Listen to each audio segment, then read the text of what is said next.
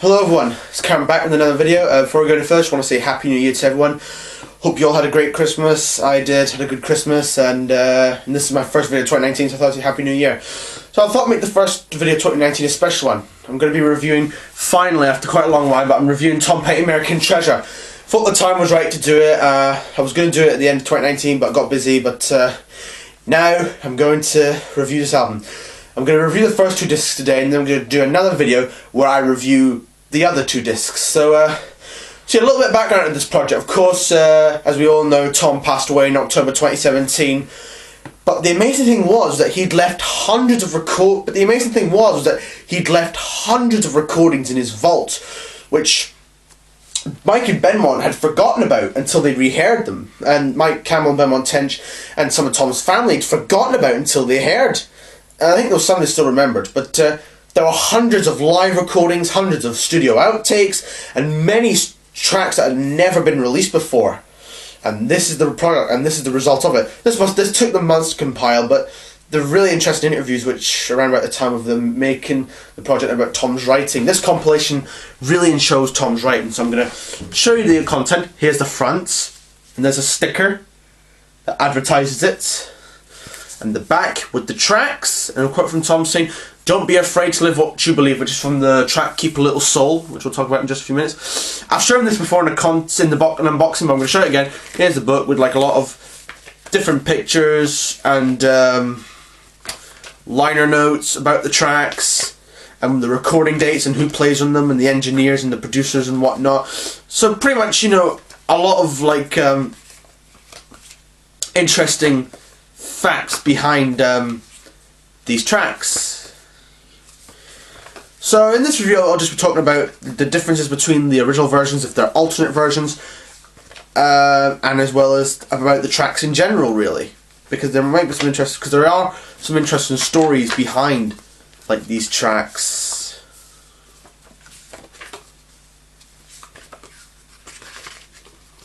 Oh, missed a page there. You know, when I first saw this picture, I thought he looked a bit like Willie Nelson because of the bandana and the beard. I thought he looked like that a bit. Information and pictures. Discs is 1, 2, 3, and 4. They all look like discs that are on the Reprise label.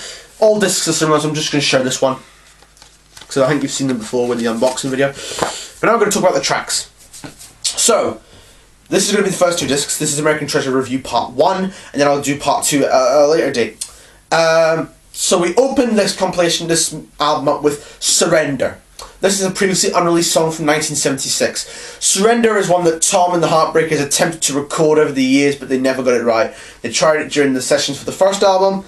I think during the sessions of Diamond Torpedoes and You're Gonna Get It, maybe, but it never got released. And then they performed it live many times, but they never released a version of it until 2000, when they re-recorded it for the compilation anthology Through the Years. But this is a good version as well. The vocals are okay, but I know it was early days for Tom Petty when he made this track. Lyrics are really good, which shows what a great writer Tom was to become, really. I think this is one of his early recordings, 1976, so Surrender is a really good one. Then we have a live recording of Listen to Her Heart, which is from 1977. It's from a performance at the record plant in Sausalito in California. It's an early performance, I think, because you hear Tom saying, "Here's a new song called Listen to Her Heart" in the introduction. And yeah, it's a good performance for an early performance. I think it's a really, really good recording, really good quality of these recordings. When I go for the sound quality of these recordings are amazing, excellent. Then we have Anything That's Rock and Roll, which is from a live performance at the Capitol Studios in Hollywood on the November 11th, 1977. Really good performance, actually. This performance had been bootlegged by many Tom Petty fans many times through the years. We get an official product out of this one, sort of. Then we have When the Time Comes. When the Time Comes originally appeared on the 1978 album You're Gonna Get It. It's a good song for an opener on that record. I'll probably talk about these tracks a lot more when I review them. This is really good. This is an alternate take. The engineer for this one, who's who did the box set for this one's called Ryan Elliott, and on this new mix they were able to eliminate the fade, allowing it to continue through the outro until the band finishes. So instead of getting a fade out, we just get a complete ending, which I prefer to fade outs to some extent, really. But yeah, When the Time Comes is a really, really good song. And then we have You're Gonna Get It. This is an alternate take. The original appeared on 1978, so You're Gonna Get It, sorry, as well. And this has strings on it, whereas the original recording I don't think did. I mean, I need to do a bit more research into this. Yeah, it pulls up a string section that was previously buried in the original album mix. I mean, Mike Campbell says, we did have a conductor or writer, and so Tom would sing the ideas to him and then they'd find the notes. So it's very interesting. Then we have a rather interesting track called Radio Promotion Spot. This is some sort of radio promotion for the first album, which has Tom and a friend of his called Randall Marsh from the Mudcrutch days. So yes, this is really interesting, really funny. There's 27 seconds of it. It's like Tom Petty and the Heartbreakers, brand new rock and roll, and it's a really, really interesting and really funny promotion spot. Really, really good. Yeah. Then we have "Rocking Around with You," which is a title track from the debut album. Really good opener for a debut record, and it's a really good track. "Rocking Around with You." The vocals and lyrics are amazing, and so is the beat and the guitar work is amazing as well. Yeah, it's a great track. "Rocking Around with You." Then we have an alternate take of "Fooled Again, I Don't Like It." "Fooled Again, I Don't Like It" originally appeared on the first album, again in 1976, and this is an alternate take. It was slightly speeded up on the album. This restores the performance at the tempo it was actually played at, and newly highlights other recorded parts. Yeah, "Fooled Again" is a really good song. And then we have "Breakdown" from 1977. This is again from the same performance as there's rock and roll. A good performance actually. Tom would often do long versions of Breakdown live. It's evident on Pack Up Plantation Live and the Live Anthology as well. And there's many audience recordings circulating around the internet that shows that Tom would perform Breakdown quite long. I'm not too sure how long this version of Breakdown is, but yeah. So there's Breakdown. Breakdown is one of Tom's best hits by far. It's really one of his great songs. Then we have "The Wild One Forever," which originally appeared on the first album in 1976, and excellent choice to put on this compilation. I always loved this song when I heard it on the Anthology Through the Years compilation when I was getting into Tom Petty. That CD got me into Tom Petty, the Anthology Through the Years compilation. And this is really good. And this is a really good song, "The Wild One Forever," so excellent choice for this one. Lyrics are amazing, lyrics are great, the vocals are brilliant, so is the music on it as well. Then we have "No Second Thoughts." This is a really good one from the You're Gonna Get It album in 1978. This one has a great guitar work in it, great sort of percussion work to it, great lyrics and great vocals to it. Yeah, there's a lot of great lyrics in Tom's songs. I mean, amazing writer he was, which shows why he was one of the greats. And then we have an alternate take of "Here Comes My Girl."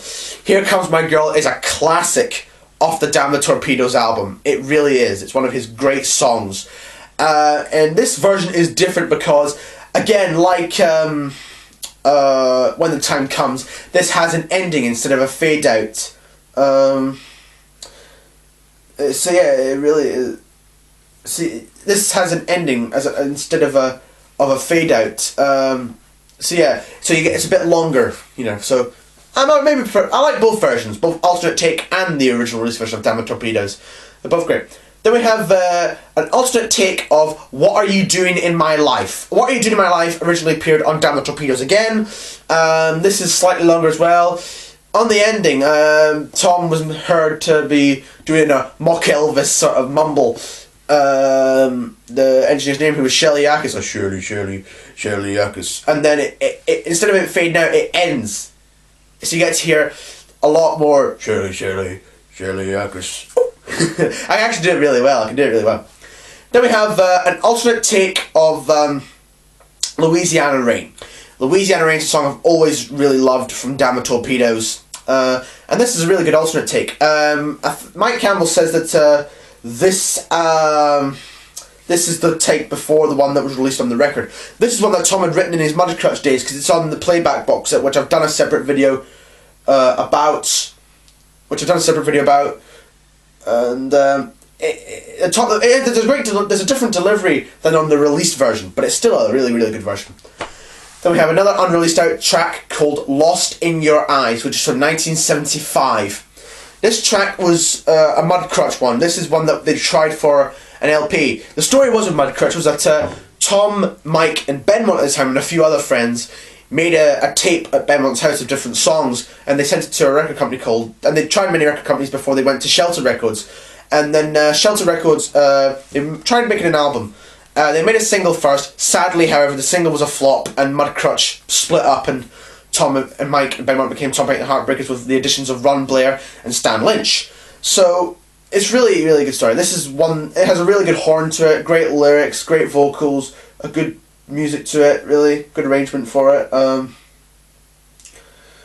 Mike Campbell says around about the time that they were doing this song, the singer Leon Russell had a studio in his house in Encino, and Tom moved into Leo's back house and stayed there for a while, sort of like a songwriting seminar, which is just a little story, I think, in this one.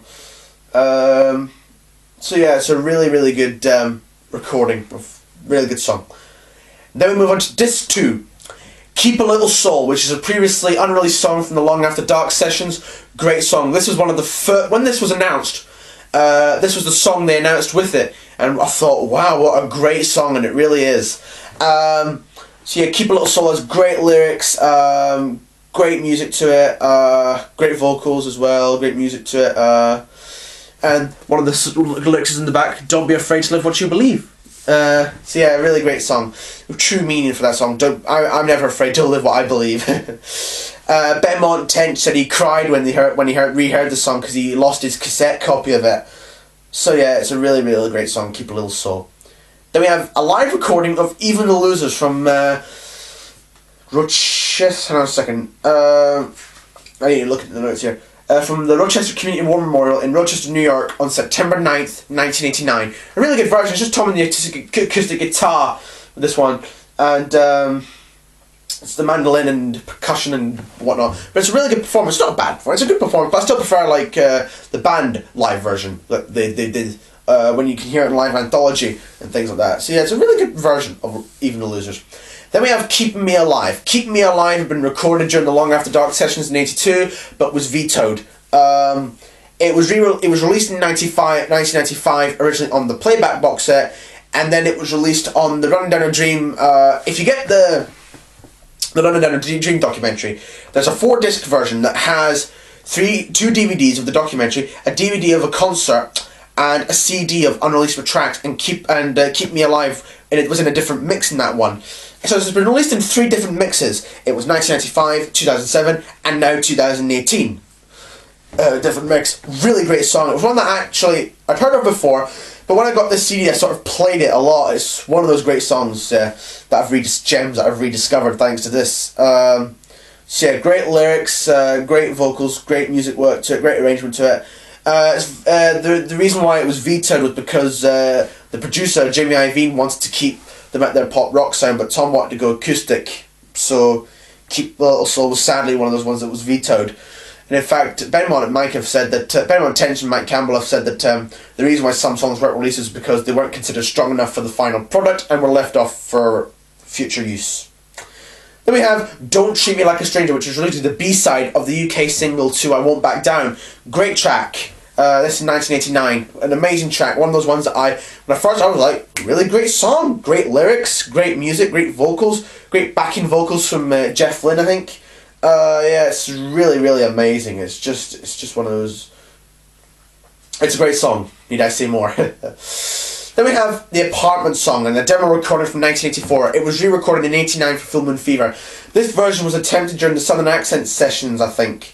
And this features Stevie Nicks on it, and it's a really good version. This was released on playback originally in '95, as I said. But yeah, it's really, really good version. Then we have 4 live tracks, which are taken from a live concert at the Forum in Inglewood, California, on the 28th of June, 1981. So yeah, a good performance. We have concert intro, which is from Kareem Abdul-Jabbar, who is one of the LA Lakers stars. We have an amazing live version of King's Road. which is a really good version, really good. Quite long, but it's still a great live version. Clear the Aisles, which is like a little concert announcement thing from Tom. I don't know why they included it, but they included it anyway. Then we have A Woman in Love, It's Not Me. This is a good live version. This has an intro, piano intro, whereas the one on Hard Promises doesn't. It just goes like into the song. This one has a piano intro that I think they did in live recordings. So yeah, really good version of A Woman in Love. Then we have Straight Into Darkness. This is an alternate take. This one is different to the version released on Long After Dark because it's in a different key and it's a bit more slower as well. It's a good version as well. This particular session was recorded for some French television show, I think. Mike Campbell says he doesn't remember that particular session, but it's one of his favourite songs that Tom ever wrote, and it's one of my favourites too. Yeah, it's just really a great song, Straight Into Darkness, one that I've always loved. Then we have You Can Still Change Your Mind, which appeared on Hard Promises, one of Tom's best gems that wasn't a hit. Appeared on the album Hard Promises in 1981. Yeah, it's a great song, great lyrics, great vocals, great arrangement. It's just, need I say more, it's a great track. Then we have an alternate take of Rebels. This is a song that Tom had trouble making because the band were on drugs during the sessions of Southern Accents, couldn't get it to sound right. And Tom played the demo of Rebels, which sounded better to him than the one he was working on, and he got frustrated at one point that he hit his hand against the wall because he was frustrated. But he managed to get the track finished eventually. This is a good take. This is different. The music arrangement is different to the release version of Southern Accents, but the vocals are still similar. But it's still a great alternate take. I love both this take and the release take of Rebels. They're both like great songs. They're both great versions, I mean, sorry. Then we have Deliver Me, which originally appeared on Long After Dark. This is an alternate take because it's slowed down a bit. It's in a different key. It's a bit slowed down. It's in a different key. I mean, it's a great song. Great lyrics, great vocals as always. You know, it's a great song.